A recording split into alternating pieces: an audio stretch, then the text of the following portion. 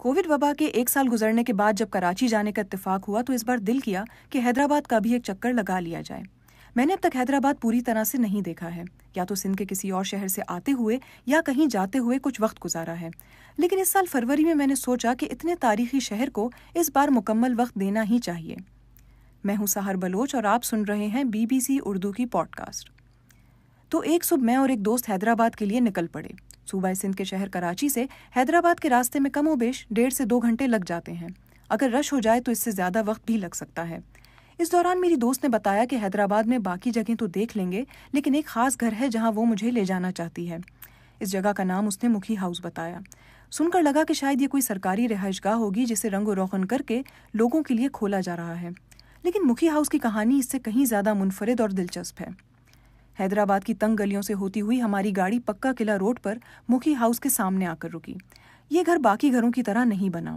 इसी तंग रोड से आती ट्रैफिक को पार करने के बाद दरवाजे से दाखिल होते ही सीधे हाथ पर एक छोटा सा काउंटर आता है, जहां आपको टिकट खरीद कर अंदर जाने का रास्ता बताया जाता है।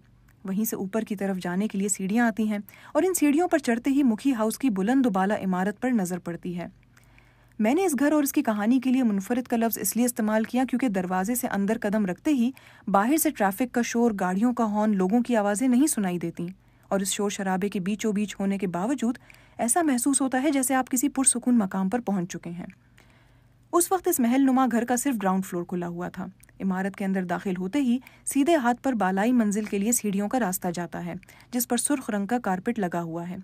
लेकिन यहाँ उस वक्त जाने की इजाज़त नहीं थी, तो सिर्फ सीढ़ियों को देखते हुए हम लोग आगे बढ़ गए।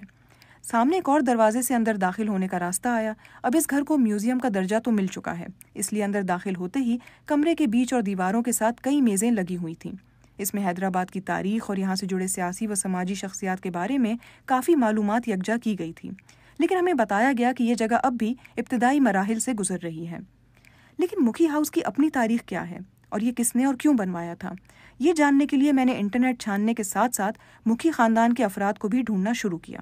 इस दौरान मुझे पता चला कि मुखी हाउस सन 1920 में एक बाअसर सिंधी हिंदू ख़ानदान के सरबरा मुखी प्रीतम दास के बेटे मुखी जेठ आनंद ने तामीर करवाया था। इस घर में 12 कमरे, 2 बड़े हॉल और सहन शामिल हैं। मुखी जेठ आनंद के 4 बच्चे थे, टिली, गोवर्धन, धर्म और राम। मुखी जेठ आनंद एक खूबसूरत महल तामीर कराना चाहते थे, जिसे सालों बाद आज भी लोग दूर दराज इलाकों से देखने आते हैं। मुखी ख़ानदान इस महल नुमा घर में 26 साल रहा। फिर बरे सगीर की तकसीम के बाद मुखी ख़ानदान के अफराद ने एक एक करके यहाँ से हिजरत की।